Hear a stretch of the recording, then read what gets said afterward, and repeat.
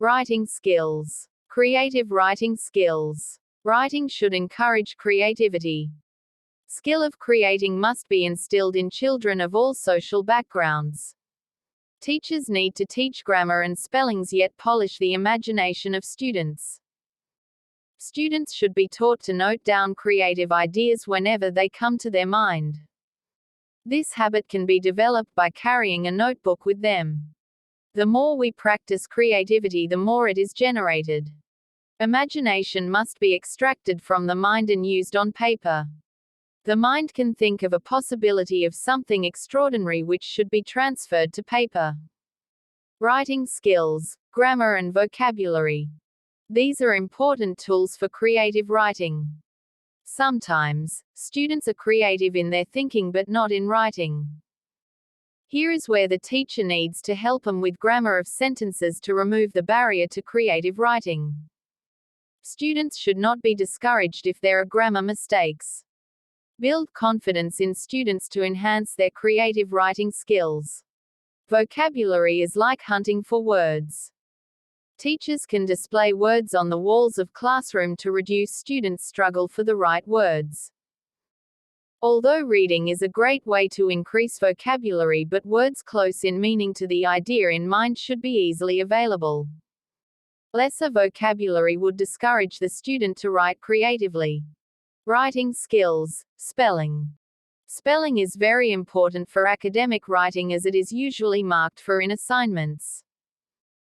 Writing on computer indicates a different spelling of a word, American or British. The teachers should regard both as correct and acceptable. Too many spellings mistakes make the text lose its content. The marking criteria should be divided for segregated areas in writing. If the student is able to convey the idea properly but the spellings are incorrect, some marks should be given for the idea. The assessment criteria should be fair. Detailed feedback is helpful for a student. What is right should be given credit for. Developing writing skills. Formal writing. Formal writing has different definitions in different regions in the world. Academic writing like assignments and essays is mostly considered formal. Words in spoken English may not be used in formal writing. There is a proper format for formal writing. There is a beginning, title and ending with a formal greeting. Writing in an official context is an example of formal writing. Personal communication is usually informal writing. Formal writing should be presentable. Developing writing skills in formal writing. This is an opposite of formal writing. It can be included in the course of primary school children to make them understand the difference. Emails are usually written informally, without a titled name. But they can be formal as well, it depends on the receiver. If he or she is in a higher position, for e.g. a boss or parent, we tend to use formal writing. There is nothing wrong with informal writing. It just has different features and characteristics. It is mostly used online among young people with their peers. The content of informal writing does not include explanation of the text. In this regard, informal writing is similar to spoken language. The listener is usually familiar and knows what we are talking about. Narrative. There are different types of texts in writing. Narrative writing is like telling a story. Students need to use words like, once upon a time, next, and, finally, etc. The use of adjectives helps students use descriptive words for the characters in the story. This can also be a vocabulary building exercise. Helping words in a vocabulary column can assist students in being more descriptive.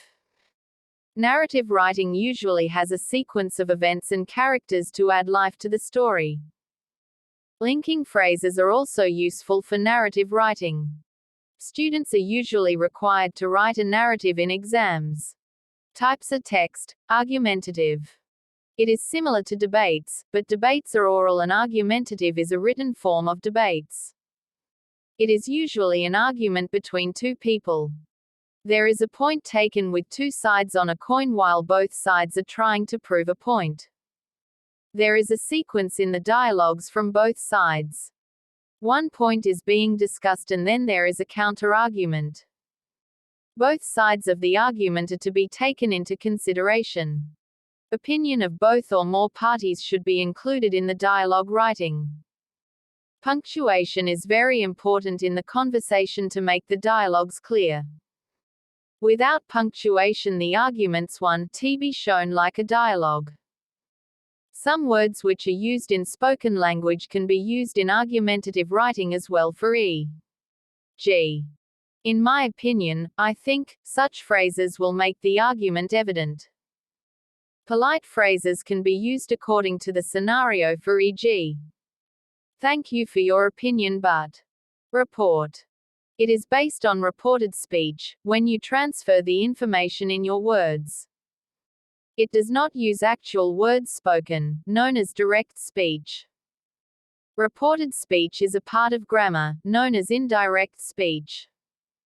Sometimes a few important dialogues may be used, as in a journalist report. But usually the dialogues are not part of this kind of text. Words like claimed, said, addressed can be used. The date and time and location must be mentioned in a report where a certain event took place. If location is mentioned in the title, it may not be used separately. Expressions of the writer should not be included. The feelings should be detached. For example, I was very sad. Facts and figures should be used instead of personal feelings. Discussion. It involves the mix of different types of texts.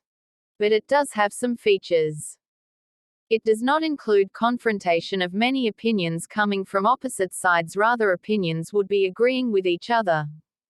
Phrases like, we all agreed, can be used.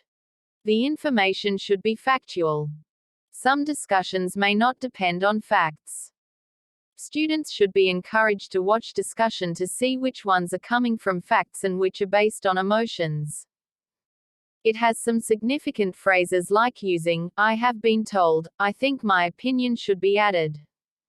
Such language markers show that this is a discussion text. Students may be shown clips to make them understand the different situations in which discussions may take place. Formal writing. Letter. When it comes to formal letters, we must address the person with title or surname. Upon ending, we should use greeting phrases like, best wishes, yours sincerely, etc. Usually letters are formal when the recipient is a professional, seniors, doctor, teachers, etc. It is usually somebody with whom you have distance of respect. In the content of the letter, it should be within limits and there should be no unnecessary details. Teachers should provide an outline of a formal outline, beginning, middle and end for the ease of students. The formal manner should be according to the relationship of the recipient and sender.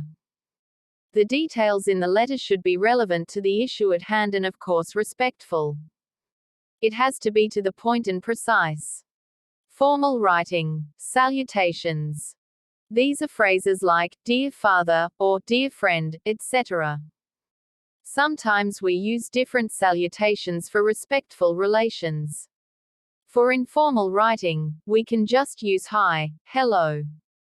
Phrases like, good morning, and good day, can be used in both formal and informal writing. Some salutations are fixed for particular persons, like for a legal officer, political leader, and royal family member. In that case, Your Highness, most respected, would be used when the position of that person is limited in number. These can be used for a mayor, governor, judge and sometimes teacher. Formal writing. Formal language. Different cultures vary on which words are formal and which are informal, but teachers should teach students how to make distinctions. Text messages are an example of informal language. Certain restrictions from family bonds have also been removed. Students might address their father as dad in a text message. A teacher should accept all kinds of ways in which students address their parents and not make them hesitant in sharing their answers. Teachers can ask students to turn a simple sentence into a formal one. In this way, she can compare and get a brainstorm of lots of answers from her students. Informal writing, reflective writing. It can be both under formal and informal writing. It depends on the organization and culture. It is something that we write reflecting back on what we have done in order to keep a record for further references. It is usually demanded by an institution and then it is a formal writing. It might be published somewhere and read by many people. Any kind of academic writing is formal. A prospectus is a good example of formal reflective writing. You can write your own reflective writing as well, as in the case of a personal diary where you can jot down your own reflections for improving yourself. This may be only bullet points or like spoken language for only the writer to read. Informal writing, diary writing. Diary writing is another form of reflective writing. It can be done while doing an action or after the action has taken place. It is different from reflective writing in the sense that it can be current. It can be called note writing also. It can be used both formally and informally, but mostly it is informal. Students can note down words in a diary for a word bank and a vocabulary building exercise. For formal writing, you can use those words for a formal purpose. This is recommended for secondary level students. They can use technology to note down words too. Then they can always convey it into formal writing.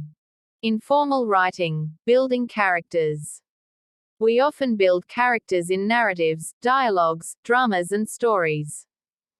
Even journalists use some character sketch to build the persona of a character. They use certain words to describe the attributes of a person. It can be both formal and informal. For a formal context, we need to use formally accepted words. Sometimes we can describe the character in a casual way. For example, in fashion magazine, we can talk about celebrities in an informal manner. Formal language may not be appropriate for people we are fond of to bring them closer. Whereas, a historian needs to use very formal language to talk about a political figure. Newspapers also use both formal and informal styles of building a character depending on the situation. Students need to learn this in literature where describing characters is very important to place the character in the right place. Informal writing, emails. It is a very common means and used in offices mostly. It is a useful substitute for memos which were used to let the staff know about any order by the higher authority.